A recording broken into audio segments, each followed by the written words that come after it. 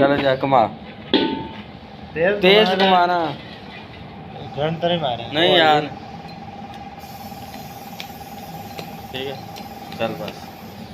ये चौधरी साहब 48 वोल्ट की मोटर है, 5 किलो वाट की। ये देखें, ये अभी मैं इसलिए भेज रहा हूँ कि अगर आपने सिस्टम बनवाना है तो मुझे बता दें, नहीं तो आज ये मोटर मैं किसी को सेल करूँगा, क्योंकि मैं ये सख्त ज़रूरत है पैसे की, तो इसलिए अभी मैं इसको खोल के भी इसकी वीडियो भेजता हूँ आपको।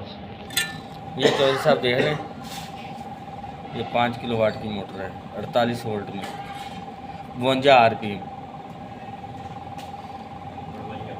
ठीक है 52 RPM है, और ये 48 वोल्ट है और 5 किलो वाट है।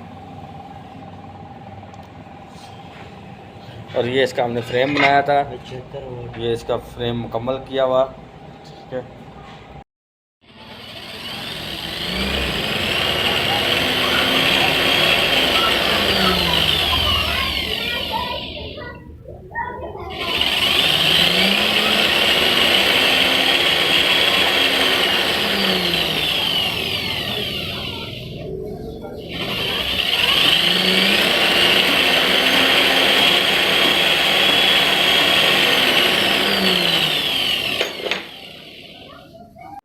ये एक लो RPM डेनमो है जो कि 13 किलो वाट की है और 280 RPM है, 305 वोल्ट है।